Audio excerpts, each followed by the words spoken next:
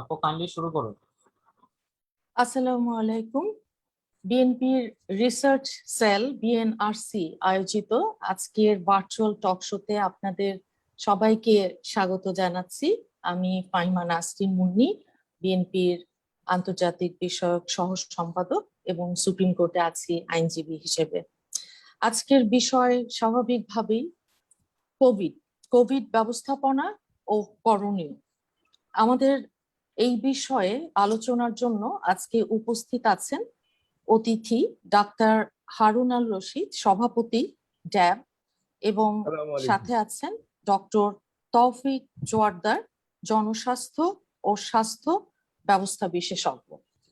আমি অনুষ্ঠানের শুরুতেই যদিও আমরা সবাই জানি যে এখন করোনা শুরুর থেকেই আমরা যেটা দেখে আসছি যে ভীষণ রকমের একটা অব্যবস্থাপনা, তার সাথে দুর্নীতি, সবকিছু মিলিয়েই যেন কেমন একটা হযবরল অবস্থার ভিতর দিয়ে আমরা যাচ্ছি। মাস্ক পরার কথা বলা হয়েছে, সেখানেও আমরা দেখছি যে সচেতনতা সেইভাবে তৈরি হয়নি। আমি ডক্টর হারুন আল রশিদ সাহেবের কাছে প্রথমে যাব, এই প্রশ্ন করব যে আমাদের স্বাস্থ্যমন্ত্রী বলেছিলেন যে ভেন্টিলেটরের প্রয়োজন নেই, ভেন্টিলেটরে যাওয়া প্রায় সবাই মারা গেছে। মিডিয়া মৃত্যুর সংবাদ দেয়, এখন বিভিন্ন রকম কথাবার্তাই আমরা দেখেছি। সত্যি কথা হচ্ছে যে কোভিড অত্যন্ত ভয়ঙ্কর একটা ছোবল সারা পৃথিবীতেই যেমন বসিয়েছে, বাংলাদেশেও তার বাইরে নয়। তার সাথে জীবন জীবিকা এবং আমাদের যারা আমরা নিম্নবিত্ত মধ্যবিত্ত মানুষ আছি, প্রথম 66 দিনে কাজ হারিয়েছে প্রায় 4.25 কোটি মানুষ। এটা আমরা আপনারা সবাই জানি। এখন কিছু সময় আমরা যখন পেয়েছিলাম টেস্ট টেস্ট টেস্ট, আপনারা ডাক্তার সাহেবরা বলেছিলেন, কিন্তু করা হয়নি, কারণ এই টেস্ট এবং যে সংখ্যা সেটা নিয়েও আমাদের মনে নানান রকম প্রশ্ন। এখন ভেন্টিলেটর বলুন, অক্সিজেনের স্বল্পতা, সবকিছু মিলিয়ে এই কোভিড, এই করোনাকালীন সময়ে সবচাইতে আমাদের জনজীবনকে যেভাবে বিপর্যস্ত করেছে কোভিড ব্যবস্থাপনা, এটার উপরে আমি প্রথমে ডাক্তার হারুনুর রশিদ সাহেব, সভাপতি ড্যাব, আপনাকে বিনীতভাবে অনুরোধ করছি আপনার আলোচনা শুরু করবার জন্য। ধন্যবাদ। অনেক ধন্যবাদ আজকের উপস্থাপিকা জনাব Fahima Nasrin Munni. Thank you very much for inviting me in this talk show. তো আজকে আসলে করোনার ব্যাপারটা তো আমরা সবাই জানি, সারা বিশ্ব আজকে বিপর্যস্ত করোনা নামক এই ব্যাধির দ্বারা। এবং এটি এমন একটি ব্যাধি যে এটি সারা বিশ্বের মানুষ এবং ইকোনমিকে কিন্তু নাড়িয়ে দিয়েছে, এবং সবাই এটা মোকাবেলা করার জন্য প্রত্যেকটি রাষ্ট্র, দেশ, সংস্থা আজকে ব্যস্ত। সে বাংলাদেশে তার ব্যতিক্রম নয়। বাংলাদেশও এই ব্যাধিতে আক্রান্ত, এই মারাত্মক অতিমারিতে আক্রান্ত। এবং আপনারা জানেন যে যখন এটি প্রথম চীনে আপনার প্রথম ধরা পড়লো, আমার মানে ইটস জানুয়ারি ডিসেম্বরে, তখন বাংলাদেশ থেকে কিন্তু অনেক দূরে, এবং আমরা বাংলাদেশের মানুষের মধ্যে এক ধরনের ধারণা তৈরি হয়েছিল, এবং অনেক বিশেষজ্ঞকেও আমি বলতে শুনেছি যে আমাদের দেশ গরম, এবং অনেক কর্তা ব্যক্তিরাও বলেছেন যে আমাদের দেশে এটা হবে না, আসবে না। কিন্তু 8ই মার্চ 2020 বাংলাদেশে প্রথম কোভিড রোগী শনাক্ত হয়, এবং আজকে 483 দিন, আমরা জানি যে আজকে 134 জন লোক একদিনে বাংলাদেশে মারা গিয়েছে, এবং সারা বিশ্বে প্রায় 18 লক্ষের বেশি লোক মারা গিয়েছে। সারা বিশ্বে প্রায় 18 কোটি লোক, 18 কোটি লোক আক্রান্ত, এবং প্রায় 40 লক্ষ লোক সারা বিশ্বে মারা গিয়েছে এই ব্যাধিতে। বাংলাদেশেও প্রায় 15,000 ছুঁই করছে এখন। এই অবস্থায় আজকে আমরা আলোচনায় বসছি, এবং বাংলাদেশে কি অবস্থা আপনি কিছুটা ভূমিকা দিয়েছেন, এবং এই রোগটা সম্বন্ধে আপনি কিছু বলেছেন। আমি ব্যক্তিগতভাবে মনে করি যে বাংলাদেশের সার্বিক অবস্থা বর্তমানে আজকে কিন্তু খুবই ভয়াবহ অবস্থা, কারণ আমি ব্যক্তিগতভাবে একজন চিকিৎসক হিসাবে আমি বিভিন্ন হাসপাতালের সাথে আমার যোগাযোগ আছে, বহু মানুষের সাথে আমার যোগাযোগ আছে। এই মুহূর্তে আপনি শুনলে খুবই আতঙ্কিত হবেন যে বাংলাদেশে যে সরকারি আইসিইউ গুলি আছে, কোথাও আইসিইউ খালি নেই, প্রায় বেড সংখ্যা প্রায় সবগুলি অকিউপাই।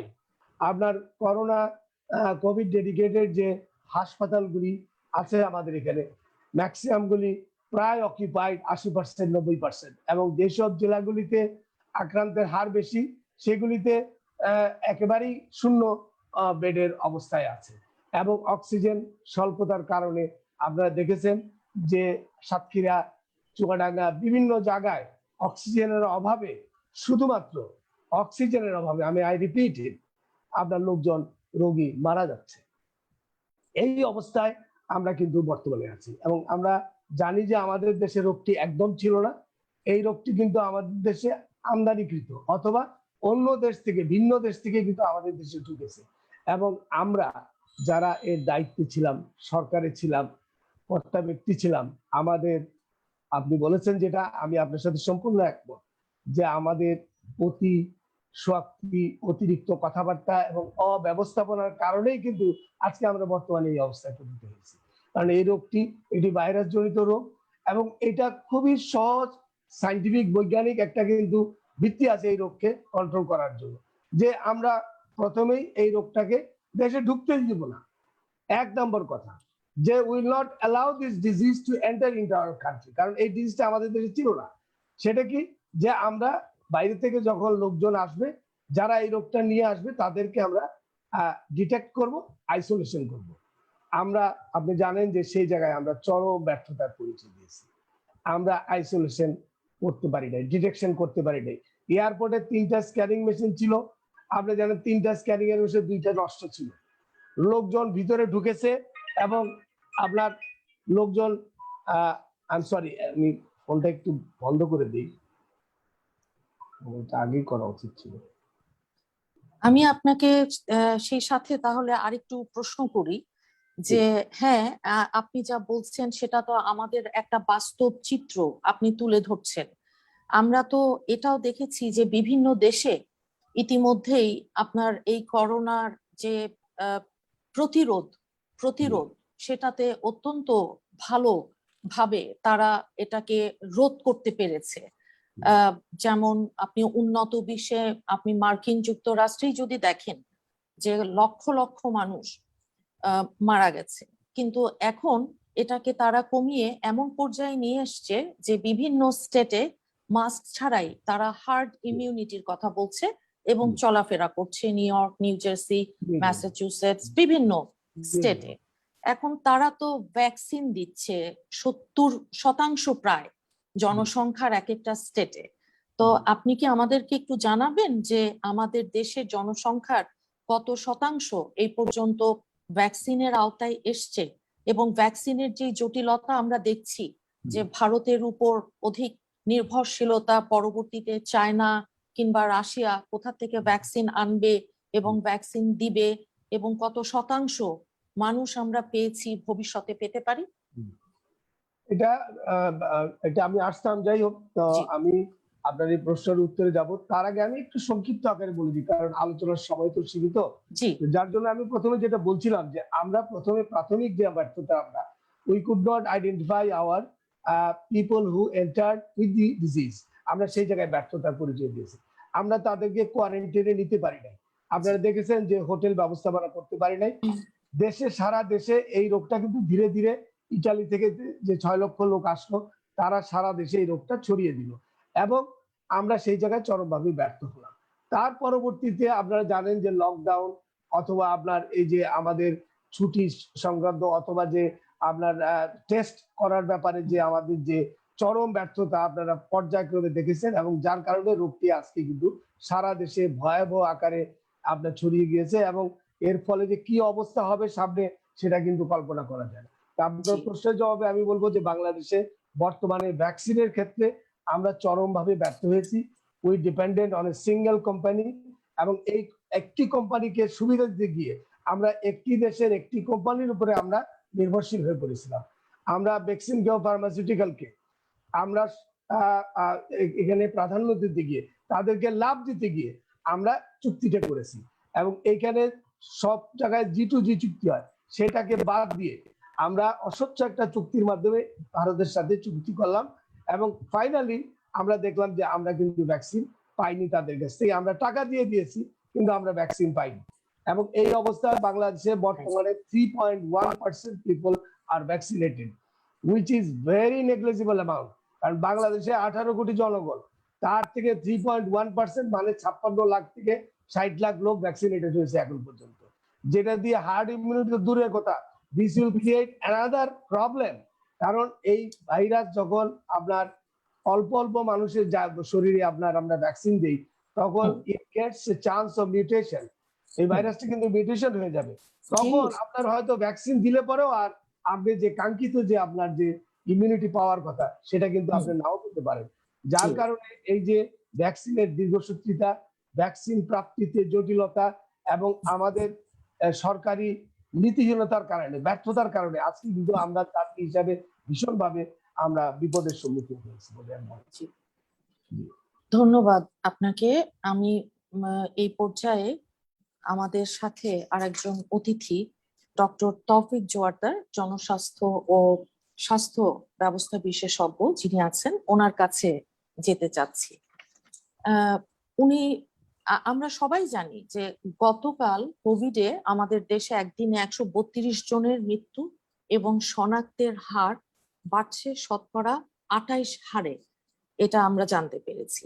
এর ইতিমধ্যেই আমরা দেখেন লকডাউন, শাটডাউন, তারপর কোয়ারেন্টিন, আইসোলেশন, সর্বাত্মক লকডাউন, আবার নানান রকম ডাউনের ভেতর দিয়ে যাচ্ছি। কিন্তু তারপরও গতকাল করোনা আক্রান্ত 8,483 জন, মোট 9,30,042 জন। মৃত্যুবরণ করেছেন 132 জন গতকাল, মোট মৃত্যু 14,778 জন। এটা হচ্ছে, যাই হোক, সরকারি হিসাব, এটা নিয়েও সংখ্যা নিয়েও নানান রকম কথাবার্তা আছে, এটা এইটুকু বললাম। আপনি এই যে আজকে আমাদের যে বিষয়টা, যে কোভিড ব্যবস্থাপনা এবং এর করণীয়, এটার উপরে যদি একটু বলেন, ডক্টর তৌফিক জোয়ারদার সাহেব, জনস্বাস্থ্য ও স্বাস্থ্য ব্যবস্থা বিশেষজ্ঞ। জি, অনেক ধন্যবাদ আপনাকে। আমি আপনাকে ধন্যবাদ জানাচ্ছি এবং সেই সাথে প্রফেসর হারুন আল রশিদ, আপনাকেও ধন্যবাদ জানাচ্ছি, কারণ ডক্টর হারুন আল রশিদ খুব চমৎকারভাবে এর শুরুর যেই প্রবলেমগুলো ছিল সেগুলোর ব্যাপারে আলোকপাত করেছেন, যেটা আসলে আমার কাজটাকে, মানে এটাকে একটু সামারাইজ করে এই বিষয়ের ব্যবস্থাপনার যে দিকটি, মূলত যেটা আমার সাবজেক্ট বা ডিসিপ্লিনের অংশ, সেটাকে অনেক সহজ করে দিয়েছেন এই বিষয়টা বলা। আমরা কোন সময়ে দাঁড়িয়ে এই কথাগুলো বলছি সেটা আমাদেরকে বুঝতে হবে, যেটাকে আমরা কনটেক্সচুয়াল অ্যানালাইসিস বলি। মানে আমাদের কনটেক্সট বা পরিপার্শ্ব, কোন সিচুয়েশনে আজকে আমরা দাঁড়িয়ে কথা বলছি, সেটার ব্যাপারেও আপনি একটু বলেছেন। সেই সাথে আমি একটু যোগ করতে চাই যে আজকে বাংলাদেশে 6,000-এর একটু বেশি শনাক্ত হয়েছে। গত 30 তারিখে শনাক্ত হয়েছিল 8,800, অর্থাৎ 9,000-এর কাছাকাছি। এবং আমাদের মনে রাখতে হবে যে এই সংখ্যাটি ছিল, অর্থাৎ 30 তারিখের সেই সংখ্যাটি ছিল গোটা পৃথিবীর মধ্যে তৃতীয় সর্বোচ্চ নতুন শনাক্ত হওয়ার হার।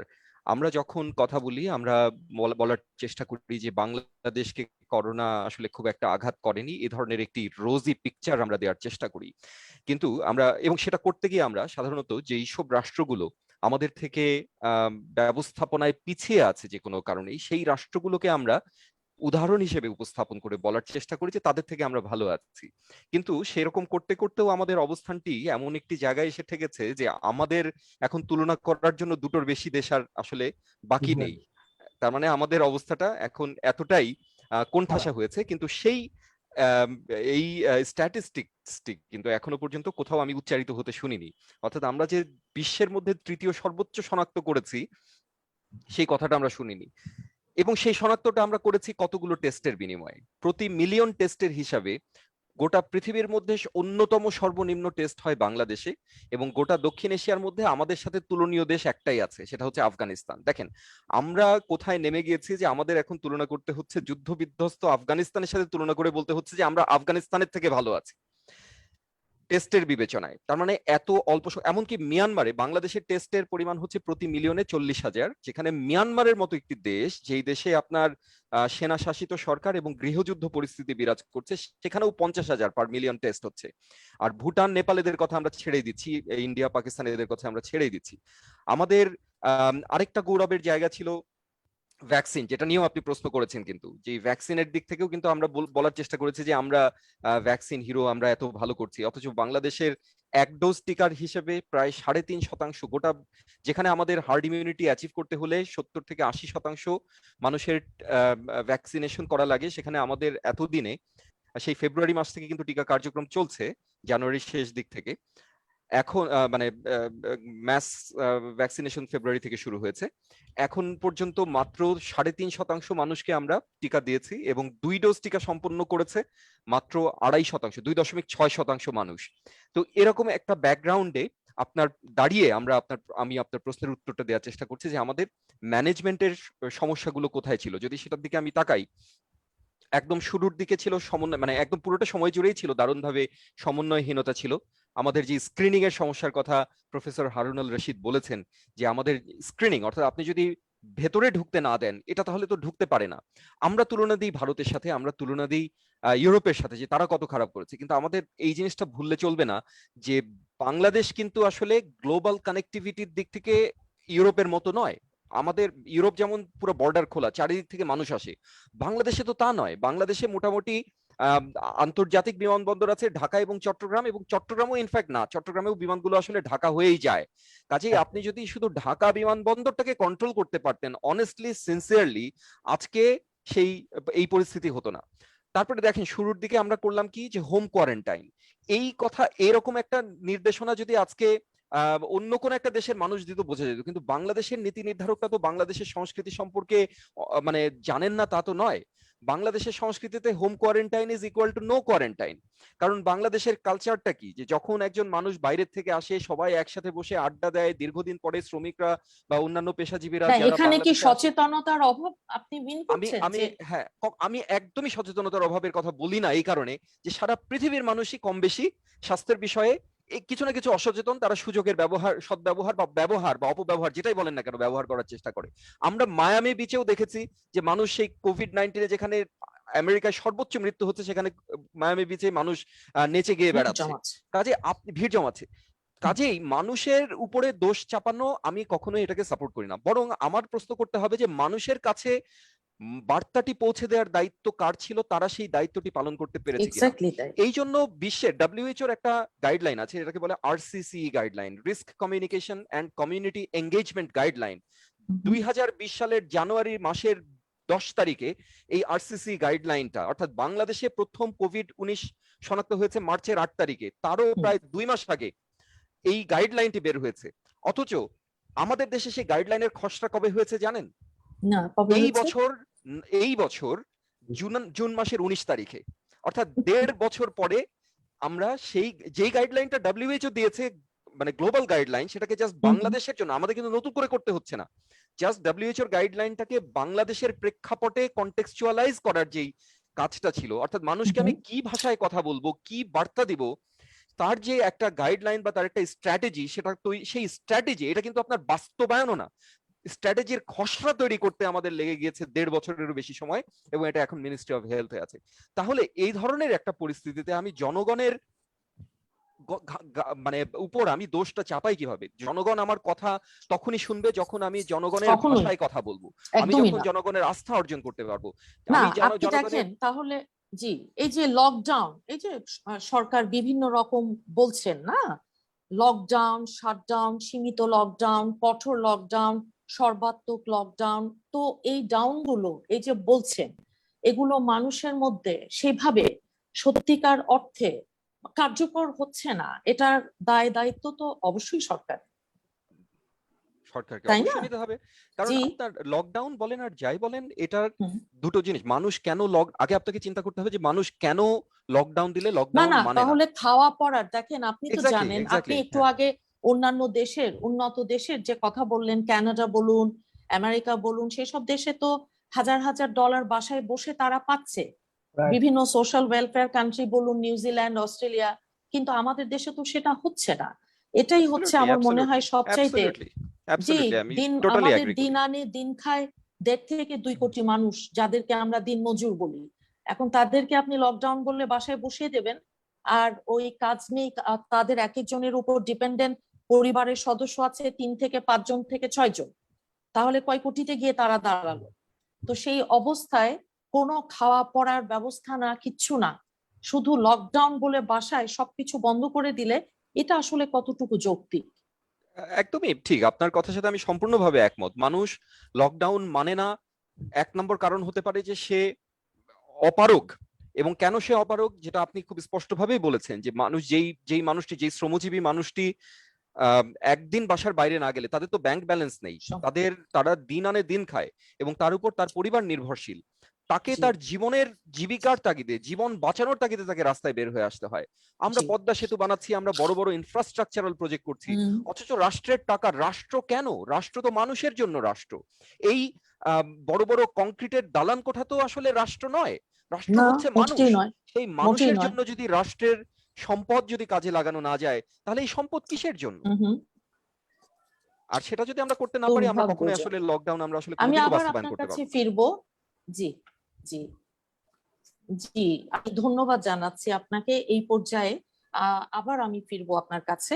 এখন আহ, আমাদের ডক্টর হারুন আল রশিদ সাহেব, সভাপতি ড্যাব। আমি ডাক্তার সাহেব আপনাকে জিজ্ঞেস করতে চাচ্ছি, ডাক্তার সাহেব কি আমাকে শুনতে পাচ্ছেন? জি, পাচ্ছে। জি জি, আমি আবার আপনার কাছে ফেরত আসতে চাচ্ছি। তো এখন যে ভয়ঙ্কর একটা চিত্র আমরা দেখছি, সবকিছু মিলিয়ে, চিকিৎসা বলুন, মাস্ক বলুন, এই যে ফিজিক্যাল ডিস্টেন্স, যেটাকে দৈহিক দূরত্ব, সবচাইতে ইম্পর্টেন্ট হচ্ছে আপনি যেটা বলেছেন যে ভেন্টিলেটর, কেবলমাত্র অক্সিজেনের অভাবে চুয়াডাঙ্গা, কুষ্টিয়া এবং রাজশাহী সহ আমাদের বিভিন্ন জেলায় যে ভয়ঙ্কর এবং মানবেতর চিত্র আমরা, সোশ্যাল মিডিয়া, এখন তো সামাজিক যোগাযোগ মাধ্যমের যুগ, আমি দেখেছি 10 মাসের একটা শিশু মায়ের মৃতদেহের সামনে বসে কাঁদছে। এটা আমাদের সবাইকেই অত্যন্ত ব্যথিত করে।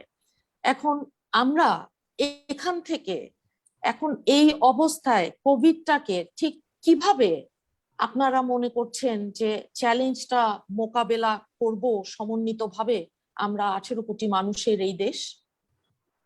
অনেক ধন্যবাদ মুন্নি আপনাকে।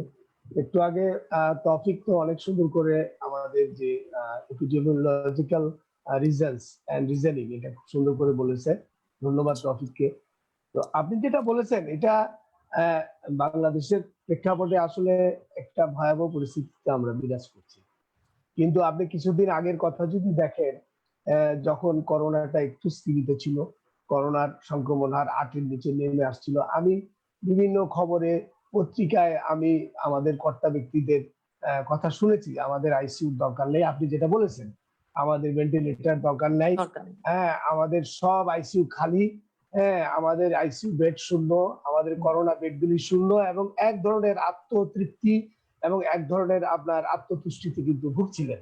এবং তার পরবর্তীতে যে এই সক্ষমতা বাড়ানোর জন্য যে প্রচেষ্টা, সেটার একটা অভাব কিন্তু পরিলক্ষিত হয়েছে, এবং যেটা আজকে আমরা আবারও আমরা জীবন দিয়ে আমরা উপলব্ধি করতে পারছি যে আমরা সক্ষমতা বৃদ্ধি করবি। আপনি দেখেন, আমরা যদি আইসিইউ বেডের কথা বলি, আপনার ভেন্টিলেটরের চেয়েও আমি আইসিইউর উপরে জোর দিব। Ventilator is a equipment of the ICU, but ICU is the মানে নিবিড় পরিচর্যা কেন্দ্র বলতে যা বোঝায় যে একটা অত্যন্ত আপনার যে রোগীটা অত্যন্ত আপনার পীড়িত, তাকে স্বাস্থ্যসেবা দেওয়ার জন্য যে নিবিড় পরিচর্যা কেন্দ্র বলে, সেটাকে ইংরেজিতে ইন্টেনসিভ কেয়ার ইউনিট বলে, সেইটা চিত্রটা আমি একটু বলতে চাচ্ছি আপনাদেরকে এই আপনার এই প্রোগ্রামের মাধ্যমে। বাংলাদেশে এখন বর্তমানে প্রতি 1 লক্ষ লোকের জন্য 0.73 আইসিইউ বেড আছে। 0.73 প্রতি 1 লক্ষ লোকের জন্য, যেটা আমেরিকাতে আছে 34.2 প্রতি 1 লক্ষ লোকের জন্য। ইটালি হলো 12.5, ইন্ডিয়াতে আছে 2.3, পাকিস্তানে 1.5, নেপালে 2.8। অথচ বাংলাদেশে আমাদের সক্ষমতা হলো 0.73 বেড পার 1 লাখ পপুলেশন। আমরা কিন্তু কোথায়- আমাদের স্বাস্থ্যমন্ত্রী জি। উনি তো বলেছিলেন কোভিড রোগী প্রতি সরকার 1.5 থেকে 5 লক্ষ টাকা জি, ব্যয় করছে। জি। এটা তো উনি বলেছেন যে করোনাকালীন মহামারীতে দেশে একজন কোভিড রোগীর জন্য সরকার 1.5 লক্ষ থেকে 5 লক্ষ টাকা ব্যয় করছে। এটা তো পত্রিকায় আসা সংবাদ। এটা এটা হয়তো যে রোগীগুলি ভর্তি হতে পেরেছে, those who are very lucky to get a seat in the government hospital, সংখ্যাটা তাদের পিছনে জি। হয়তো ব্যয়িত হয়েছে। কিন্তু আপনি যদি যারা ভর্তি হতে পারেনি, যারা বিভিন্ন জায়গায় গ্রামে গঞ্জে মারা গেছে এবং যাচ্ছে এবং যাবে সামনে, তাদের জন্য কোনো ব্যবস্থা নাই। এবং আপনার সরকারি বাজেটের কথা যদি চিন্তা করেন, পার পার্সন অ্যালোকেশন আমাদের কত, আপনি জানেন যে এইবারও এই কোভিড পরিস্থিতিতে গতবার ছিল 5.1, এইবার হয়েছে 5.3 of the total budget, which is জানি জি, ভেরি নেগলিজিবল অ্যামাউন্ট। কানাডার সমান বাজেট দিয়েছে তো বললো। আমরা ভাবছিলাম যে এই কোভিড পরিস্থিতিতে সরকার স্বাস্থ্য খাতে তাদের বাজেট অন্তত ডাবল না করলেও it will increase more than it will go above 10%, নিশ্চয়ই নাথিং হ্যাপেন। এবং এই সক্ষমতা বৃদ্ধির জায়গায় সারা বাংলাদেশে টোটাল আইসিইউ বেড ছিল 1284। সারা বাংলাদেশে কয়টা আইসিইউ বেড বাড়িয়েছে সরকার? এই যে 1 বছর 1.5 বছর আমরা সময় পেলাম, আমার সারা বাংলাদেশে হসপিটাল বেড 1,40,000-এর মতো। কয়টা বেড সরকার বাড়িয়েছে? কয়টা হাসপাতাল, কয়টা নতুন হাসপাতাল বেড সরকার এই 1.5 বছরে বাড়িয়েছে? আপনি যদি ম্যান পাওয়ারের কথা বলেন, যারা এই হাসপাতালে ভর্তি হলে রোগী চিকিৎসা করবে, সেই ম্যান পাওয়ার ডেভেলপমেন্টের সরকার কি পলিসি দিয়েছে? নাথিং হ্যাজ বিন ডান এই 1.5 বছরে। অক্সিজেন আপনার প্ল্যান্ট স্থাপনের ব্যাপারে সরকার এই 1.5 বছরে কি করেছে? কেন এটা কি আজকে সমস্ত সরকারি হাসপাতালে এটা জি তো থাকবার কথা ছিল? অবশ্যই সমস্ত আপনার এটা হলো হু নির্ধারিত যে নিয়ম, আপনার in every bed, in every hospital আপনার 10% bed should be ICU bed, প্রতিটা হাসপাতালে এটা জি। নিয়ম। কারণ আপনার যে হাসপাতালে 100টা রোগী ভর্তি হবে, তার 10% রোগীর নিবিড় পরিচর্যা দরকার লাগতে পারে। দরকার লাগতে কিন্তু পারে জি। আমাদের কোন সরকারি হাসপাতাল, আপনি ঢাকা মেডিকেল কলেজ বলেন, আপনি হুম। পিজি হাসপাতাল বলেন, it's not there, it's not like that. আপনার পিজি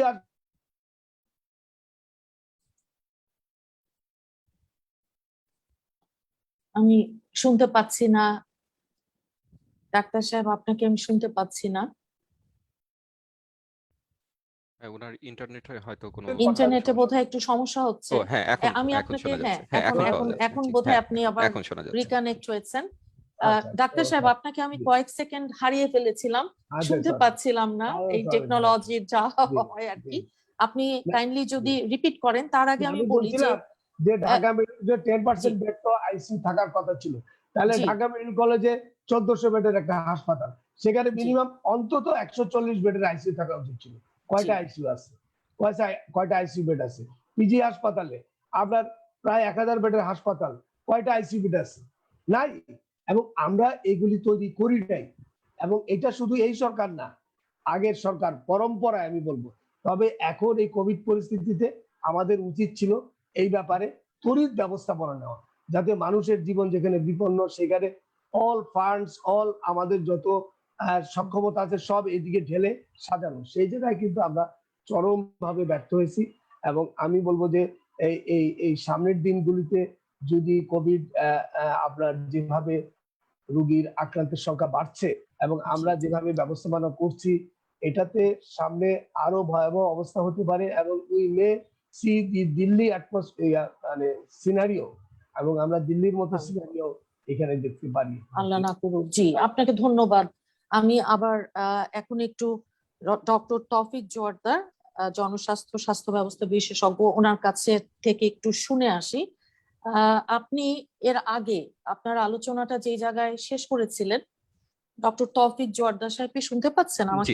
হ্যাঁ, শুনতে পাচ্ছি। হ্যাঁ, আপনি যে জায়গাটায় আপনি শেষ করেছিলেন, আপনি ওয়ার্ল্ড হেলথ অর্গানাইজেশন তাদের যেই গাইডলাইন সেটা বাংলাদেশের পার্সপেক্টিভে তৈরি করতে বলেছেন যে 1.5 বছরের মতন সময় আমরা নিয়েছি। খুব ভালো।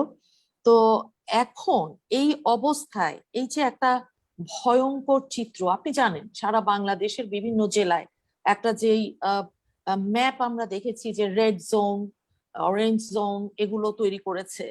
তো প্রথম 3 মাস আমাদের স্বাস্থ্য বিভাগ, আমরা যখন প্রথম করোনা শনাক্ত হলো উহানে, এটাকে তো আমরা কোনো রকম আপনার ধর্তব্যের ভেতর নেইনি, হুম। সেটা তো আপনারা খুব ভালো করেই জানেন। তার মধ্যে বিশ্ব স্বাস্থ্য সংস্থা বলেছিল কি, টেস্ট টেস্ট অ্যান্ড টেস্ট।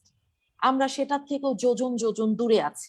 সরকারের রোগ তত্ত্ব, রোগ নিয়ন্ত্রণ গবেষণা প্রতিষ্ঠান IEDCR, তারা ওই যে প্রতিদিন একটা আপনার ইয়ে করতো, একটা গদবাঁধা একটা প্রেস কনফারেন্স মতন, 2000 কিট নিয়ে বলেছিল আমরা প্রস্তুত। হ্যাঁ, এখন আপনি বলুন যে আজকে করোনার এটাকে আপনি কততম ঢেউ হিসেবে দেখছেন? দ্বিতীয় ঢেউ, তৃতীয় ঢেউ? এবং আমাদের এই এত ঘন বসতির কোটি কোটি মানুষের দেশে এত স্বল্প সংখ্যক ভ্যাকসিন আমরা যারা পেয়েছি, এবং আপনি এটাও জানেন একটা ভ্যাকসিন দেওয়ার পর দ্বিতীয় ডোজ অনেক মানুষ, লক্ষ লক্ষ মানুষ নিতে পারেনি, এবং এটার বুস্টার ডোজ আসলে দিতে হবে কি হবে না আমরা সেটাও কিন্তু এখন পর্যন্ত অবগত নই। তো এই বিষয়ে সামগ্রিক একটা হোলিস্টিক অ্যাপ্রোচ আপনি যদি বলেন যে আমরা কিভাবে এখন এটাকে মোকাবেলা করতে পারি আমাদের সীমিত সবকিছু দিয়ে, চরম আপনার যে একটা দুরবস্থা, অব্যবস্থাপনা, দুর্নীতি এর ভেতর দিয়ে। আপনি ডব্লিউএইচওর একটা টেড্রোস আধানম গেব্রিয়েসুসের একটা কথা বলেছিলেন, টেস্ট টেস্ট অ্যান্ড টেস্ট। সেই সাথে তিনি আরো একটা কথা বলেছিলেন যে this must be a whole society and whole government approach. তার মানে এটা হচ্ছে পুরো সমাজকে, এটা এমন একটা যুদ্ধ, যুদ্ধের সময় কিন্তু আমরা বলি না যে অমুক রাজনৈতিক দল যুদ্ধ করবে আরেকটা দল বসে থাকবে, আমরা বলি দেশ বাঁচানোর জন্য সবাইকে ঝাঁপিয়ে পড়তে হবে, এবং রাষ্ট্রের নেতৃত্বে যারা থাকেন তাদেরকে সেই নেতৃত্বের দায়িত্বটি পালন করতে হয়, অর্থাৎ সবাইকে সেই সময় এঙ্গেজ করতে হয়। আপনার এই কোভিড-19 অতিমারি একটা যুদ্ধের মতো পরিস্থিতি, সেটার জন্য আপনাকে হোল সোসাইটি এবং হোল গভর্নমেন্ট অ্যাপ্রোচে যেতে হবে, যেটার কথা কিন্তু একদম শুরুতেই ডক্টর টেড্রোস বলেছেন। হোল গভর্নমেন্ট কি? তার মানে এখানে শুধুমাত্র আপনার মিনিস্ট্রি অফ হেলথ নয়, এটা শুধুমাত্র মানে কোনো শুধুমাত্র একটা ডিপার্টমেন্ট নয়, এখানে সবার মধ্যে একটা কোঅর্ডিনেশনের মধ্য দিয়ে, ইন্টারসেক্টরাল কোঅর্ডিনেশনের মধ্য দিয়ে আপনাকে এই সমস্যা সমাধান করা উচিত ছিল, কিন্তু সেটা কি আমরা করেছি? আমরা শুরু থেকেই আমরা আমাদের ইভেন আমাদের স্বাস্থ্যমন্ত্রী নিজেই একবার বলেছেন যে আমার নিয়ন্ত্রণ করার দায়িত্ব তো শুধুমাত্র আমার হাতে না, আমি হয়তো মিনিস্ট্রি অফ হেলথকে শাসন করতে পারি, কিন্তু রাস্তা বন্ধ করার দায়িত্ব তো আমার না, এয়ারপোর্ট বন্ধ করার দায়িত্ব তো আমার না, পোর্ট বন্ধ করার তো দায়িত্ব আমার না। তার এই অসহায়ত্বের মধ্য দিয়েই কিন্তু বাংলাদেশের অব্যবস্থাপনার যেই অসহায় চিত্র সেটা কিন্তু ফুটে ওঠে। এই কথা উনি কেন বলবেন এরকম একটা পরিস্থিতিতে? উনাকে এই কথাটা বলতে হয়েছে কারণ আসলেই এখানে কোনো কোঅর্ডিনেশনের মেকানিজম নেই, এখানে হয়তো একজনের কথা চলেছে, অথবা যাদের যেই বিষয়ে কথা বলার নয় তাদের কথা এখানে গুরুত্ব পেয়েছে, যার জন্য যেই কোঅর্ডিনেশনটি থাকার কথা ছিল সেটা হয়নি। এটা হচ্ছে অল গভর্নমেন্ট। আরেকটা কথা ছিল যে অল সোসাইটি। সোসাইটিতে কারা বসবাস করে? সোসাইটিতে থাকে রাজনৈতিক দল, থাকে সামাজিক শক্তি, থাকে সাংস্কৃতিক শক্তি, থাকে ধর্মীয় গোষ্ঠী, এই সবাইকে নিয়েই তো সমাজ। তাহলে আপনি যখন আমাদের দেশে প্রথম যখন লকডাউন দেয়া হলো তখন মার্চের শেষের দিকে 2020-এর, তখন একদম সুস্পষ্টভাবে রাজনৈতিক মহল থেকে নাম উল্লেখ করে রাজনৈতিক দলের বলা হলো যে আমাদের এই দলের সদস্যরাই মানে যথেষ্ট ইয়ে দেওয়ার জন্য, এবং তার পরিণতি আমরা দেখেছি। তার মানে বোঝা যাচ্ছে যে আমরা হোল সোসাইটিকে আমরা এঙ্গেজ করিনি, আমরা সোসাইটির একটি দলকে কেবলমাত্র আমরা এঙ্গেজ করেছি। তার মানে কি আমরা কিন্তু শুরু থেকেই ডব্লিউএইচওর যে গাইডলাইন, ডব্লিউএইচওর যে কথা, সেটার সাথে আমরা কখনো আমরা একাত্ম হই নাই। আপনাকে যদি লকডাউন দিতে হয়, লকডাউন দেওয়ার পূর্ব শর্ত হচ্ছে মানুষের আস্থা থাকতে হবে। মানুষের যদি আস্থা না থাকে সে তো রাস্তায় বের হয়ে যাবে। আস্থা আপনি অর্জন করবেন কিভাবে? যেই মানুষগুলোর কথা সমাজের মানুষ শোনে তাদেরকে নিয়ে আপনার কাজ করতে হবে। তাদের কাছে যদি আপনি কোনো সাহায্য সহযোগিতা পৌঁছে দেন, যেই মানুষগুলোকে তারা আস্থা রাখে, বিশ্বাস করে, তাদের হাত দিয়ে পৌঁছে দিতে হবে। আপনি যদি একটি রাজনৈতিক দলকে অথবা একটি গোষ্ঠীকে অথবা একটি পেশাজীবী গোষ্ঠীকে দায়িত্ব দেন, যেমন আমাদের 64টা জেলায় 64 জন সচিবকে দায়িত্ব দেওয়া হয়েছে এটা তদারকি করার জন্য। সচিব কি জানে কিভাবে কন্টাক্ট ট্রেসিং করতে হবে? তিনি কি জানেন যে কখন মানে এপিডেমিক হলে বা কনসেন্ট্রেটেড এপিডেমিক হলে কিভাবে এটাকে ট্যাকেল দিতে হবে? এটা তো তার জানার কথা না, এটা তো খুব স্পেশালাইজড বিষয়। তাহলে আপনি তাদেরকে কেন, তাদের উপর কেন আপনার এত নির্ভরশীলতা? জাতীয় সংসদেও এই বিষয়টা নিয়ে কথা হয়েছে কিন্তু রিসেন্টলি, যে আমরা কেন জানি কোন একটা অদ্ভুত কারণে আমরা শুধুমাত্র আমাদের যে অ্যাডমিনিস্ট্রেটর যারা আছেন তাদের উপর অন্ধভাবে নির্ভর করছি। এটা কি এই কারণে যে আমরা তাদের মানে তাদের উপর নির্ভর করতে বাধ্য হচ্ছি, কেননা আমাদের সেই রাজনৈতিক শক্তি এবং অঙ্গীকারটি নেই। তা না হলে আমরা কেন সমাজের সবগুলো শক্তিকে, আমার যদি আজকে নৈতিক ইয়ে থাকতো, মানে একটা নৈতিক শক্তি, শক্ত শক্তি থাকতো, ভিত্তি। আমি তো ভয় পেতাম না যে ঠিক আছে আজকে বিএনপি আছে, জাতীয় পার্টি আছে, কমিউনিস্ট পার্টি আছে, ইভেন অন্য অনেক রাজনৈতিক দল থাকতে পারে, সবাইকে নিয়ে আমরা কাজ করি। সেই নৈতিক শক্তিটা কেন মানুষ মানে পাচ্ছে না? আমাদের যারা নীতি নির্ধারণী পর্যায়ে এখন আছেন তারা কেন এই শক্তিটা পাচ্ছে না, না? তারা সেটা কেন? তো আপনিও নিশ্চয়ই জানেন ভালো করেই, কারণ এই শক্তিটা আসে কোথা থেকে, যখন হ্যাঁ, আপনার কোনো কিন্তু জবাবদিহিতা না এর থাকে। উত্তরটা হচ্ছে এখানেই যে আমরা হোল গভর্নমেন্ট আমলা এবং হোল নির্ভরতা। সোসাইটিকে আমরা এঙ্গেজ হ্যাঁ, করতে পারিনি, এবং কখনো সেখানেই আছে পারেনি। আমাদের আসলে ব্যর্থতার মূল সূত্র যদি থেকে থাকে এই মানে সবাইকে এঙ্গেজ করতে না পারার যেই ব্যর্থতা, সেই ব্যর্থতাই আসলে এটা মানে বহু মাত্রিক একটা রূপ নিয়ে আমাদের সামনে আবির্ভূত হয়েছে। জি, ধন্যবাদ আপনাকে। আমি আবার এখন আমি একটু জাস্ট প্রফেসর। আমি আমি একটুখানি জি, এখানে শুধু মানে আহ, করতে চাই টপিক যেটা জি, বলেছে, এবং this is the real cause. দেখুন 1971-এ জি, মুক্তিযুদ্ধের সময় যে অবস্থাটা ছিল, সমগ্র জাতি কিন্তু আপনার পেশা ধর্ম নির্বিশেষে সবাই একত্রিত ভাবে মুক্তিযুদ্ধ করেছিল, এবং আমরা মুক্তিযুদ্ধে জয়ী হয়েছিলাম। আজকে কিন্তু এই করোনা যুদ্ধ এক ধরনের যুদ্ধ, যুদ্ধ। এবং এই যুদ্ধে যদি আমরা জয়ী হতে চাই তাহলে কিন্তু সমগ্র জাতিকে একতাবদ্ধ করতে হবে, এবং এই একতাবদ্ধের দায়িত্বটা কিন্তু যিনি চালিকা শক্তিতে আছেন, যারা চালিকা শক্তিতে আছেন সরকারের। জি, সরকার এই জায়গাটাই কিন্তু, যেটা তৌফিক বলেছে এবং এটা আমরা অনেকেই বলছি, যে দে আর ভেরি মাচ ফেইল্ড, এবং তাদের এই ব্যর্থ। ফেইলারের দায়িত্ব তারা কিন্তু এখন জনগণের উপরে চাপাচ্ছে, যে জনগণ সেটা তো কখনোই হবে না, কারণ এটার জনগণ জন্য তো। কথা শুনে না, বাঙালি কথা শুনে না, এই ধরনের একটা কথা কিন্তু হুম, দেখবেন ইদানিং আমাদের বুদ্ধিজীবীরা অনেকে বলছে, যেটা একেবারেই অনভিপ্রেত এবং এবং একেবারে অনাকাঙ্ক্ষিত।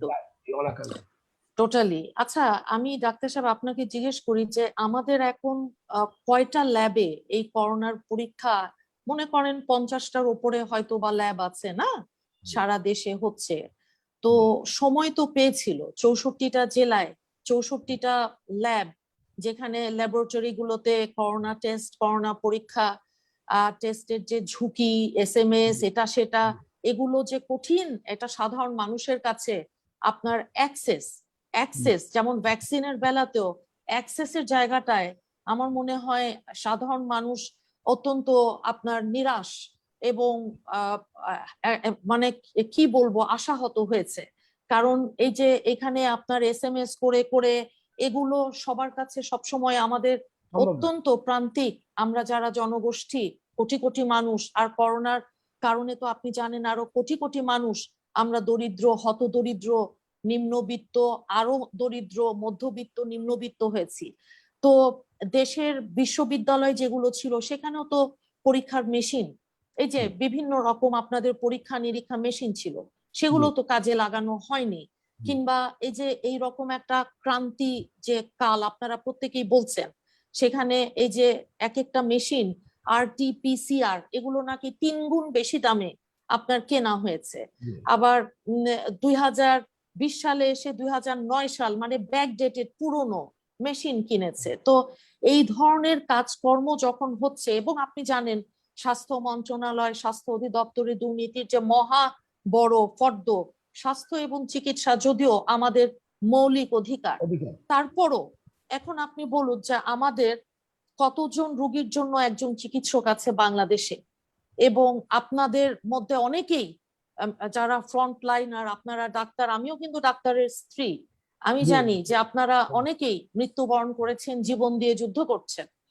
তো এবং সেই সাথে কেবল ডাক্তার নয়, সিস্টার, ওয়ার্ড বয়, নার্স, যারা আপনারা সেবা কর্মী হিসেবে আছেন, আপনাদের এই যে সুরক্ষা কিংবা বিভিন্ন পেশাজীবী সাধারণ মানুষ এখন এই অবস্থায় আশু করণীয়টা কি? অসংখ্য ধন্যবাদ। অনেকগুলি প্রশ্ন আপনি ছোট ছোট প্রশ্ন। জি, জি জি। তো একটা কথা অলরেডি তৌফিক বলেছে, আমি just I want to repeat টেস্টের ব্যাপারে। টেস্টে আমরা বাংলাদেশ এখন সর্বনিম্ন অবস্থানে অবস্থান করছি। প্রতি 10 লক্ষ লোকের জন্য যতগুলি টেস্ট করা দরকার, বাংলাদেশে এখন 7,580টা টেস্ট হয়। এইটা বাংলাদেশ আমরা মেক্সিকো এবং আফগানিস্তান, পাকিস্তানের সাথে আমরা হুম। আফগানিস্তানের উপরে আছি এবং মেক্সিকো এবং পাকিস্তানের সাথে আছি, এবং আমাদের পাশে ইন্ডিয়া 16,930টা টেস্ট হয় প্রতি 10 হুম। লক্ষ লোকের মধ্যে, ভুটানে হয় 71,871, মালদ্বীপ হয় 1,58,063টা। আমি জি। উন্নত দেশের কথা বললামই না, সেখানে হুম। লক্ষ লক্ষ টেস্ট হচ্ছে পার 10,000 পপুলেশন। সেই জায়গায় আমরা আমি হুম। বললাম যেটা অনলি আমাদের অবস্থান একেবারে সর্বনিম্ন অবস্থানে আছে, এবং এটা হলো আমাদের এই করোনা ব্যবস্থাপনায় অন্যতম একটা বাধা আপনার জি। এই কন্ট্রোল করার ক্ষেত্রে। কারণ আপনি যদি রোগটাকে ডিটেকশনই না করতে পারেন, জি। you will isolate the people and how you will treat the person and how you will treat or obstacle করবেন, আপনি ডিসিমিনেশনে আপনি বাধা দিবেন কিভাবে, আপনি তো জানছেনই না লোকটা এই হুম। রোগে আক্রান্ত হয়েছে কিনা। এবং ঠিক। এখানে সরকার যে জিনিসটা আরো একটা চরম একটা বৈষম্যমূলক আচরণ করেছে, সেটা হুম। হলো যে এই test should have been free for the people, বিশেষ করে এক্স্যাক্টলি, এটা তো প্রথমে ফ্রি ছিল, পরে তো পয়সা বসিয়ে দিল। এবং দেখেন এটাকে আমরা তখন বলেছিলাম যে ঠিক আছে, যেহেতু সরকারি ব্যবস্থাপনা অত্যন্ত কম, আর্টিফিশিয়াল ল্যাব কম, আমরা বলেছিলাম এটাকে আপনারা বেসরকারি পর্যায়েও আপনারা দিয়ে দেন। দিয়ে দেন। এবং কিন্তু সরকার বেসরকারি পর্যায়ে দিল, মূল্য নির্ধারণ করে দিল 4,500 থেকে 5,000, এটা তো যেটা কোনো সাধারণ মানুষের পক্ষে এবং আরেকটা জিনিস অসম্ভব। হলো, তারা এমন কিছু আপনার ওই যে জিকেজি, তারপরে আপনার ওই যে শাহেদের হাসপাতাল, ভুয়া হাসপাতালের ভুয়া যে আপনার ভুয়া laboratory রেজাল্ট, ভুয়া রিপোর্ট যারা ভুয়া করোনার। রেজাল্ট দিল, তাতে যেটা হলো they have earn money, at the same time মানুষের টেস্টের প্রতি যে আগ্রহ, অনীহা। ভক্তি, অনীহা, সেটাকে কিন্তু জাগিয়ে দিল, আর এবং সারা বিশ্ব, সারা পৃথিবী তো জেনে গেল। সারা পৃথিবী জেনে গেল। এবং আরেকটা জিনিস, সরকার এট দ্য সেম টাইম সরকারি যেটা ফ্রি ছিল, সেইখানে আপনার 100 টাকা আপনার ইয়েতে যে করলে, আর বাসায় এসে করলে 300 টাকা।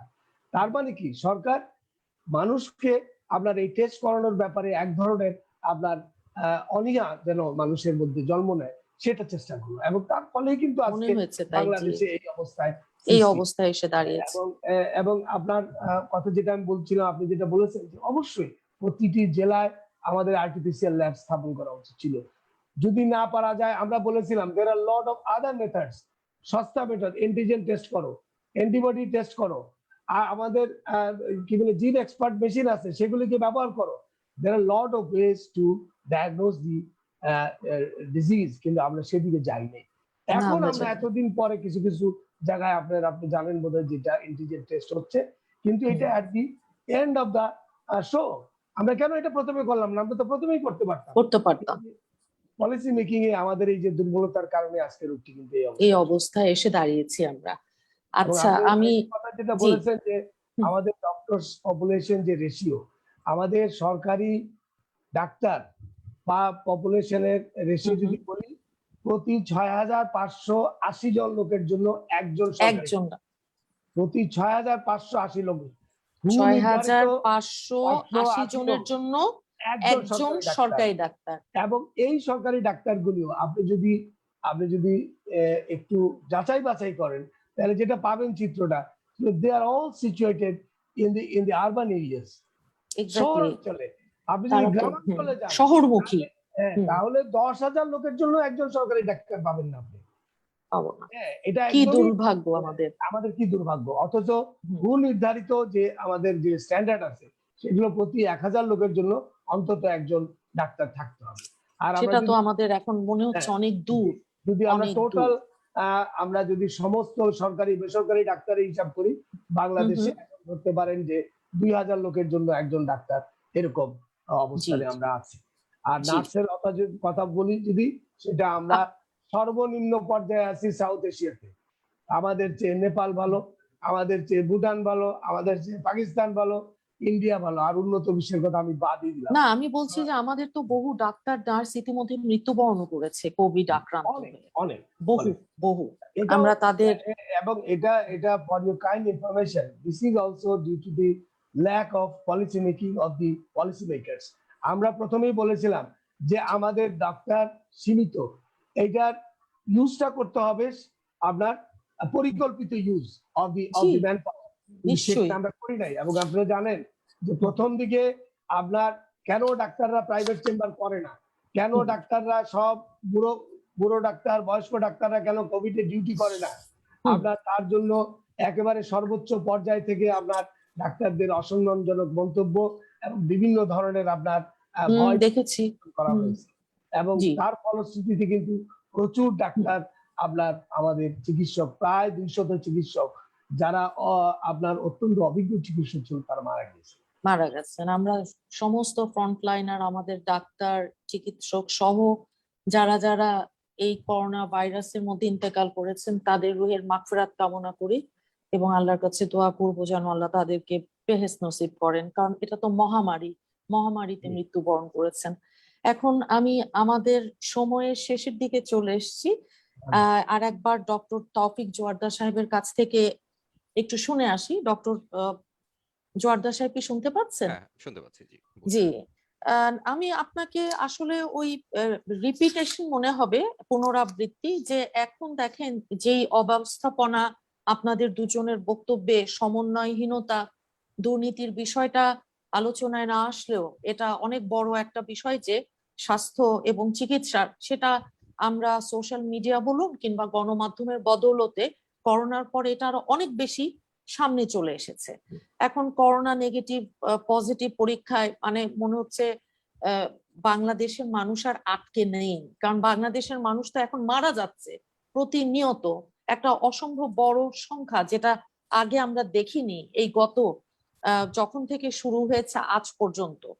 তো এই রকম একটা সময়ে দাঁড়িয়ে আপনি কি বলবেন যে আমাদের এখন একজন এক্সপার্ট হিসেবে আপনার মতামত কি হবে, যে কিভাবে আমরা এখন যদি বলি যে prevention is better then cure, যে এছাড়া আমরা তো এটার ভ্যাকসিনেশনের সংখ্যাটাও আপনারা বলেছেন দুজনই অত্যন্ত সীমিত, খুব অল্প একটা সংখ্যক মানুষ এই আমব্রেলা এটার নিচে আসতে পেরেছে। এই সেফটি নেটটা তো আসলে উচিত ছিল 60-70% হওয়া, যেটা ওই যে যারা আছেন মাথার উপরে তাদের বিভিন্ন রকম সমন্বয়হীনতা এগুলোর কারণে হয়ে ওঠেন। তো এখন এই অবস্থায় দাঁড়িয়ে এই যে ঢেউয়ের পর ঢেউ আসছে, এই ঢেউয়ে আমরা কি করতে পারি? আমাদের আশু আহ ব্যবস্থাপনা, আমাদের আশু আহ সমন্বয়হীনতা থেকে বেরিয়ে সমন্বয়ের ভেতরে কি করে আমরা আসতে পারি বলে আপনি মনে করেন? আচ্ছা, আমি খুব সংক্ষেপে কয়েকটা জাস্ট 4-5টা পয়েন্ট আমি বলবো। একটা হচ্ছে যে আমাদের মানুষকে আস্থায় আনতে হলে তার সাথে প্রপার কমিউনিকেশন করতে হবে, ট্রান্সপারেন্ট কমিউনিকেশন করতে হবে এবং কমিউনিটি এঙ্গেজমেন্ট করতে হবে কিভাবে? একদম স্থায়ী। হ্যাঁ, সেখানে বলছি যে একদম লোকাল লেভেল থেকে শুরু করে সেন্ট্রাল লেভেল পর্যন্ত মাল্টি স্টেক হোল্ডার এঙ্গেজমেন্টের কোনো বিকল্প নেই। এবং সেখানে আমি যেটা আমার আগের কথা বলছিলাম যে সেটা কিভাবে উৎসটি হবে? কারণ আপনি একটু আগে বলেছিলেন আমলা নির্ভরতা, যেহেতু হ্যাঁ, আমাদের ওই যারা আপনার রাজনৈতিক নেতৃবৃন্দ তাদের ইনঅ্যাক্টিভ, মানে যাই হোক তাদের হুম। খুব না, একটা এটা দেখা আসলে যাচ্ছে না, এটা আসলে খুবই মানে কঠিন সামাজিক একটা প্রশ্ন যে রাজনৈতিক এটা আসলে সাংস্কৃতিক। হ্যাঁ, এটা যে কিভাবে হবে আমি নিজেও জানি না। এটা আসলে না, রাজনৈতিক এটা হতে সদিচ্ছা ছাড়া, পারে হ্যাঁ, সদিচ্ছা, জি রাজনৈতিক হতে পারে। সদিচ্ছা ছাড়া এটা আসলে সম্ভব না। তবে এটা জি, হতে হলে ওই রাজনৈতিক সদিচ্ছা থাকতে হবে। সদিচ্ছা থাকতে হলে আসলে রাজনৈতিক সৎসাহসও থাকতে হয়। এক্স্যাক্টলি। সেটার জন্য গণভিত্তি থাকাটাও জরুরি। যাই হোক, সেটাও তো এগুলো নেই। এগুলো হচ্ছে মানে এগুলোর প্রশ্নের উত্তরে আসলে আমি যেতে পারবো না, যেহেতু আমি রাজনীতিবিদ জি, হিসেবে, জি, বা আমি জি, রাজনীতিবিদ নই, আমি একজন টেকনোক্র্যাট হিসেবে কথা বলছি। সেই হিসেবে আমাকে শুধু আমি কি করণীয় সেটা বলতে হবে, কিন্তু তার সেটাই পেছনের যে বলুন, রাজনৈতিক এটাও যে চলে আসবে। চিন্তা, সেটা আসলে যারা রাজনীতির সাথে ওতপ্রোতভাবে জড়িত তাদেরকে ইমপ্লাই। সেই ভয়েসটা আসলে রেজ করতে হবে, সেই জি। ভয়েসটা রেজ করতে হবে। তো যেটা বলছিলাম যে কমিউনিকেশন এবং মাল্টি সেক্টরাল এঙ্গেজমেন্ট। আরেকটা জিনিস আমরা প্রথম থেকে খুব নেগলেক্ট করেছি, সেটা হচ্ছে জিনোমিক সার্ভেলেন্স যেটাকে বলে। দেখেন, আমাদের দেশে কিন্তু কোভিড-19 প্রকোপটি কমে গিয়েছিল, তারপরে মার্চ মাসে আমরা দেখলাম যে হঠাৎ করে এটা বেড়ে গেল, তারপরে আবার একটু কমে গেল এবং তারপরে জুনের দিকে আবার বাড়লো। তো এটা কি তখনই এই ভারতের কোনো ওই যে হ্যাঁ, ভারত থেকে সেখানে আসা? আসছি। জি। হ্যাঁ, সেটাই এক্সাক্টলি। আপনি হুম। জিনিসটা ঠিক ধরতে পেরেছেন। তো আমরা যখন কার্ভ, মানে এপিডেমিক কার্ভ যেটাকে বলে, সেটা যখন আমরা দেখছিলাম, তখন আমরা স্পষ্ট বুঝতে পারছিলাম যে নিশ্চয়ই এখানে নতুন কোনো ভ্যারিয়েন্ট এসেছে, কিন্তু তখনও পর্যন্ত টেস্ট হয়নি। এবং যখন টেস্ট করা হলো সিএইচআরএফ থেকে, তারপর আইডিসি ইয়ে থেকে, বিসিএসআইআর থেকে, আইসিডিডিআরবি থেকে, হুম, তখন হুম, দেখা গেল যে সাউথ আফ্রিকান যে ভ্যারিয়েন্ট, হুম। অর্থাৎ ডেল্টা, যেটা ডেল বেটা বেটা না, ওইটা ছিল বেটা ভ্যারিয়েন্ট। বেটা বেটা বেটা ভ্যারিয়েন্টটা হুম, 68% ছড়িয়ে গিয়েছে। তাহলে এটা ছড়িয়ে গেল কিভাবে? এটা তো ছড়ানোর কথা না। এবং সেই কারণে আমি হঠাৎ করে যে দ্বিতীয় ঢেউ ঢেউ যেটা আমি মার্চ মাসে হুম, দেখেছি সেটা, এবং তারপরে জুন মাসে যখন আবারও আমরা দেখলাম কার্ভটা উপরের দিকে উঠছে, তখন আমরা আবারও বলা ডেল্টা শুরু করলাম, হ্যাঁ, তখন আসলো ডেল্টা।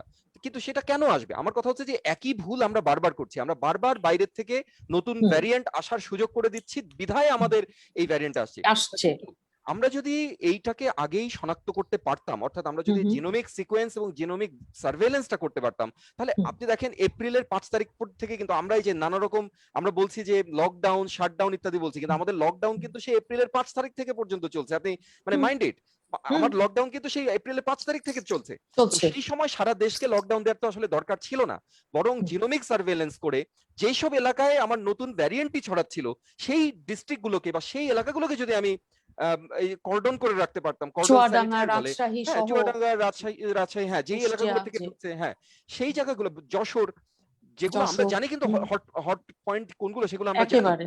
হুম, সেগুলোকে যদি আপনি করে রাখতে পারতেন কর্ডন, তাহলে এটা হুম। অন্যান্য জায়গায় ছড়াতো না। তো আমরা এগুলো, বর্ডার তো খোলা। বর্ডার তো খোলা, বর্ডার আমরা খোলা, এবং বর্ডার দিয়ে নানা রকম তেলেসমাতি কারবার হয়েছে আমাদের মিডিয়াতে বারবার, সেখানে এসেছে, পালিয়ে হুম, গিয়েছে লোকজন, হুম, তারপরে ধরে আনা হাসপাতাল হয়েছে, থেকে, ইত্যাদি ইত্যাদি। এগুলো কেন হবে? যশোরে। আচ্ছা, হুম, তাহলে এক হচ্ছে যে আমার কমিউনিকেশন, মাল্টি সেক্টরাল এঙ্গেজমেন্টের মাধ্যমে কমিউনিকেশন, 2 নম্বর হচ্ছে জিনোমিক সার্ভেলেন্স, হুম, তারপরে হচ্ছে আমার সাবসিস্টেন্স সাপোর্ট। হুম। আপনি দরিদ্র মানুষকে যদি খাবারের ব্যবস্থা করতে ব্যবস্থা না না পারেন, করে আপনি বলেন বাসায় কোনোভাবেই থাকো, থাকবে। কোনোদিন কোনোদিনও কিছু না। করা সম্ভব না। কাজে সাবসিস্টেন্স সাপোর্ট আপনার মানুষকে দিতেই হবে। 4 নম্বর হচ্ছে ভ্যাকসিনেশন আপনার করতে হবে, এবং ভ্যাকসিনের জন্য মাল্টিপল সোর্স আসলে আমাদের দেখতে হবে। ভ্যাকসিন নিয়ে যেই কাণ্ড হয়েছে, যেটা প্রফেসর হারুনুল রশিদ খুবই চমৎকার ভাবে বলেছেন, এখানে আমি নতুন করে কিছু যোগ করতে চাই না, কিন্তু এটা নিয়ে যে যেটা হয়েছে, শুধু এই ভ্যাকসিন নিয়ে আমাদের যেই মানে একটা হযবরল অবস্থার সৃষ্টি হয়েছে, শুধু সেটা নিয়ে টোটালি একটা আলাদা অনুষ্ঠান হতে পারে, এটা নিয়ে হতে ঘন্টার পর পারে, ঘন্টা আলোচনা চলতে পারে। হতে পারে। 5 নম্বরে আমি যেটা বলবো এবং শেষ পয়েন্ট, সেটা হচ্ছে আপনি হুম, হুম, যেই সিদ্ধান্তই নেন, সেই সিদ্ধান্ত কখনো আমলাতান্ত্রিক সিদ্ধান্ত হতে পারবে না। এই সিদ্ধান্ত হতে হবে এভিডেন্স ইনফর্মড ডিসিশন, অর্থাৎ তথ্য উপাত্ত ভিত্তিক সিদ্ধান্ত নিতে হবে। এপিডেমিওলজি একটি সায়েন্টিফিক প্রবলেম, এটাকে আপনার সায়েন্স দিয়ে এটাকে মোকাবেলা করতে হবে, এটাকে আপনার অ্যাডমিনিস্ট্রেটিভ ডিসিশন দিয়ে এটাকে মোকাবেলা করলে চলবে না। কখনো করা যাবে না, এবং এই কখনো করা এই যাবে না। চিন্তা যদি আমাদের, এই চিন্তা পদ্ধতি থেকে যদি আমরা বের হয়ে হুম, আসতে না পারি, হুম, কোনো হুম, দিনও আমরা কোভিড এর হাত থেকে আমরা আসলে রক্ষা পাবো না। যদি এভাবে। না মানে আল্লাহর রহম যদি নেমে আসে নিজের থেকে, যদি এটা কোনোদিন চলে যায়, তাহলে এটা যেতে পারে, কিন্তু আদারওয়াইজ আমরা একটা সায়েন্টিফিক পদ্ধতিতে যদি না আগাই, শুধুমাত্র আমলাতান্ত্রিক পদ্ধতি থেকে আমরা যখন তখন যা খুশি তাই করে ফেললে, হুম। এই প্রবলেম থেকে সমস্যার সমাধান আসলে কখনোই করা সম্ভব হবে না। আচ্ছা, ধন্যবাদ আপনাকে, আপনার সুচিন্তিত এবং সুন্দর বক্তব্য আপনাদের দুজনের আমরা খুব মনোযোগ দিয়ে শুনেছি। এখন আমি শেষবারের মতন ডাক্তার হারুন আল রশিদ, ওনার কাছে যাব। আপনার শেষ বক্তব্য আপনি যদি 4 মিনিটের ভেতর বলেন, যে একেবারে এখন এই মুহূর্তে খুবই একটা তো ভয়ঙ্কর একটা পরিস্থিতি, একটা অসম্ভব কঠিন একটা সময়ে আমরা এসে দাঁড়িয়েছি।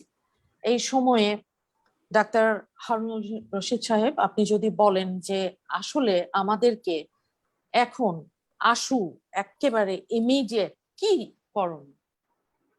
অসংখ্য ধন্যবাদ। আজকে অনেক সুন্দর প্রাণবন্ত আলোচনা হলো।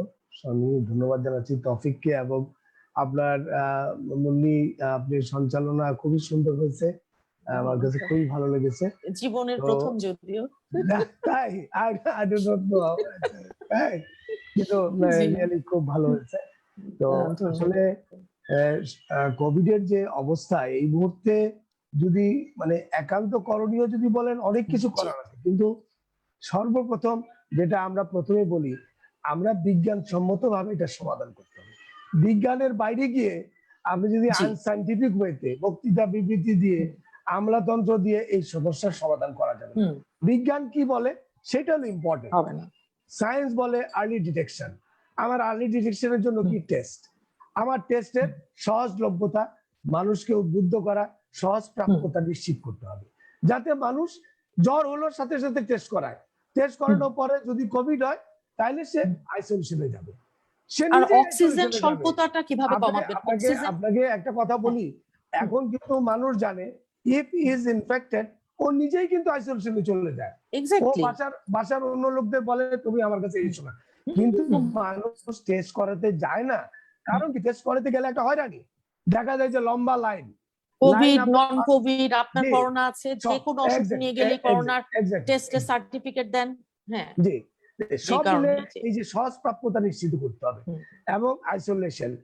দ্বিতীয়ত, আপনার এই করোনা রোগ যারা আক্রান্ত হচ্ছে তাদের চিকিৎসার ব্যবস্থা করার জন্য আপনার হাসপাতাল, আইসিইউ, অক্সিজেনের ব্যবস্থা পর্যাপ্ত করা এবং এটা তড়িৎ গতিতে করতে হবে, যাতে লোকজন যারা আক্রান্ত হচ্ছে তারা যেন বিনা চিকিৎসায়, বিনা সেন্ট্রাল অক্সিজেন জি, যেটাকে বলছেন জি, আপনারা, জি, সেটা তো জি। সমস্ত সরকারি হাসপাতালে এই সময়ের ভেতর আসলে হওয়া উচিত ছিল, এটা যদি সরকারের সদিচ্ছা থাকতো তাহলে এটা সম্ভব ছিল, হয়ে যেত, সম্ভব ছিল, কিন্তু সদিচ্ছার অভাব হয়নি, বলবো অথবা ব্যবস্থাপনার অভাব বলবো, এটা হয়নি। তবে কিছু হয়নি, কিছু দুর্ভাগ্যজনক। জায়গায় তারা চেষ্টা করেছে, হচ্ছে কিছু কিছু জায়গায় হয়েছে, কিন্তু it should have been done in all the district hospitals, G, in all the 64 জেলায়। এটা জি, কোনো জি। ব্যাপারই ছিল না। এবং যে হাজার হাজার কোটি টাকা যেখানে বাজেট, সেখানে এটা ব্যবস্থাপনা করা, এটার ব্যাপারে বরাদ্দ দেওয়া, এটা কোনো ব্যাপার ছিল না। দ্বিতীয়ত, আপনার রোগটাকে আপনার যাতে ভবিষ্যতে না হয় তার জন্য কিছু ব্যবস্থাপনা করা, সেটা হলো যেটা আপনি ইমিউনিটির উপরও একটু যদি বলেন ডাক্তার সাহেব, মানুষ অনেকেই জানতে চাইবে। যেটা ইমিউনিটি, টপিক বলেছে যে আপনার এই ভ্যারিয়েন্টটারে ডায়াগনোসিস করা, যে আমাদের চলতি যে ভ্যারিয়েন্ট আছে, নতুন কোন ভ্যারিয়েন্ট দ্বারা যেন আমরা আক্রান্ত না হই, তার জন্য কি যেসব দেশে আপনার নতুন ভ্যারিয়েন্ট আছে সেই সব দেশের লোকজনকে এন্ট্রি পয়েন্টে আমাদের আটকে দিতে হবে, ঢোকার ব্যাপারে কোয়ারেন্টাইন করতে হবে, আইসোলেশন করতে হবে, এবং আপনার রোগটা যেন দেশের ভিতরে না ছড়ায়। তার জন্য সবচেয়ে ইম্পর্টেন্ট যেটা, সার্বিকভাবে সচেতন করা, মাস্ক, হাত ধোয়া, এগুলির ব্যাপারে প্রচার প্রচারণা, সমাজের সবাইকে এটাতে সম্পৃক্ত করা, because it is being said. আইন দিয়ে কিংবা যে আইন করছে সাজা দিয়ে, আইন হলো একটা করে, পার্ট, ফাইন করে, এইগুলো দিয়ে আপনার ওই মাস্ক পরা এটা কখনোই সম্ভব না। অনেক ধন্যবাদ আপনাকে ডাক্তার সাহেব। আইনের অংশটা হলো আইনটা হলো একটা part, actually very small part. না, সেটা তো সত্যি, কিন্তু এইভাবে মানুষকে মানে জোর করে এটা করা যায় না, এটা হয় না, এটা নিজের থেকে মানার বিষয়।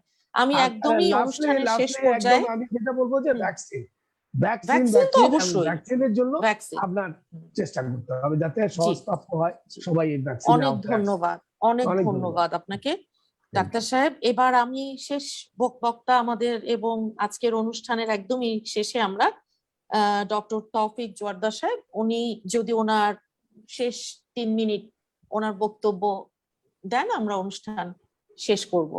না, নতুন করে আসলে আমার আর বলার কিছু নেই, আমি না, একেবারে সবকিছুই লাস্ট কভার করেছি। অ্যাপ্রোচটা কি হবে?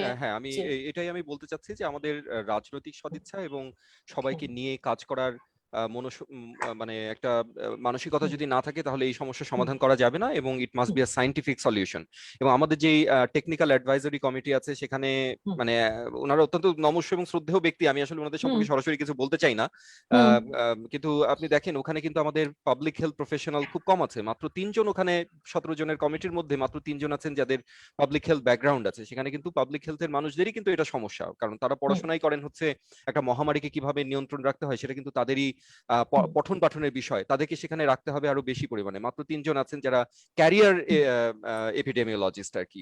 এর বাইরে কিন্তু আর এপিডেমিক কিন্তু একটা জিনিস আমাদের মনে রাখতে হবে যে রোগ হচ্ছে একটি ব্যক্তিগত অভিজ্ঞতা, কিন্তু মহামারী একটি সামাজিক অভিজ্ঞতা।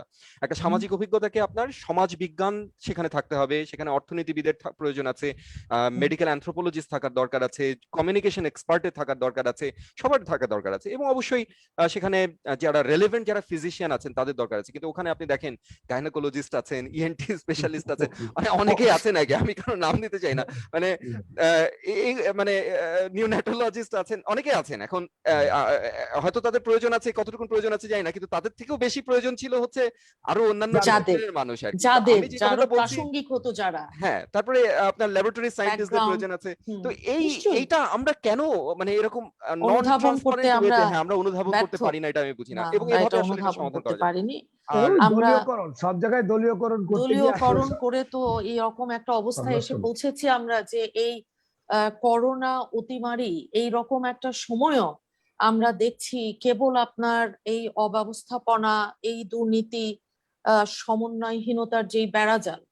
আমরা 17-18 কোটি মানুষের এই দেশে আমরা চাই যে একটা সত্যিকার অর্থে সরকার এবং রাষ্ট্র যারা চালাচ্ছেন তাদের যদি রাজনৈতিক সদিচ্ছা থাকে এই মহামারীটাকে সত্যিকার অর্থেই মোকাবেলা করবার এবং সেটাকে সায়েন্টিফিক সলিউশন, যেটা পৃথিবীর অন্যান্য দেশ, উন্নত দেশ এবং যারা উন্নয়নশীল দেশ সবাই, সব দেশ ফলো করছে এবং সাফল্যমণ্ডিত হয়েছে, তাদের হোলিস্টিক যে অ্যাপ্রোচ, সমন্বিত প্রচেষ্টা, সবাই সাথে নিয়ে, যে আমি সব জানি, আমি অনুরে, না তা নয়, এখানে সবাইকে সাথে নিয়ে আপনাকে এক পা দুপা করে আগাতে হবে এবং মানুষের আস্থা এবং বিশ্বাস যাদের উপর আছে, যদিও আমরা এটাকে রাজনৈতিক ইস্যু হিসেবে দেখছি না, তারপরও রাজনীতি এটার সাথে অঙ্গাঙ্গী ভাবে জড়িয়ে আছে।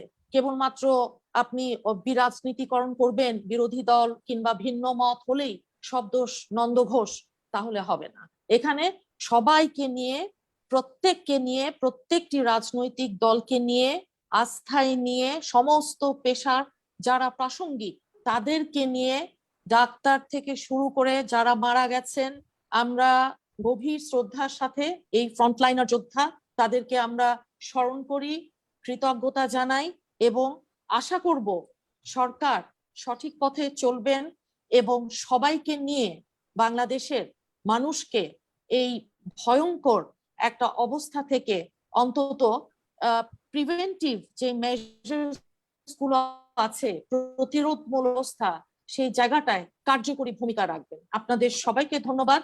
আজকে বিএনপির এই রিসার্চ সেল বিএনআরসি আয়োজিত যে টক শোটি ছিল ফোকাল পয়েন্ট, আশা করি আপনারা আমাদের দুজন বিশেষজ্ঞ অভিজ্ঞ ডাক্তার এবং আরেকজন যিনি আছেন ওনাদের বক্তব্য, বিশেষজ্ঞ বক্তব্য শুনেছেন এবং আমরা চেষ্টা করব নিজেরা মাস্ক পরতে, দৈহিক দূরত্ব বজিয়ে রাখতে, সেই সাথে হাত ধোয়া যেটা ডাক্তার সাহেব বলেছেন, এবং কোয়ারেন্টিন, আইসোলেশন ইংরেজি শব্দের দরকার নেই, যে আলাদা থাকা ওইটুকু বললেই হয়ে যেত কিন্তু শুরু থেকে।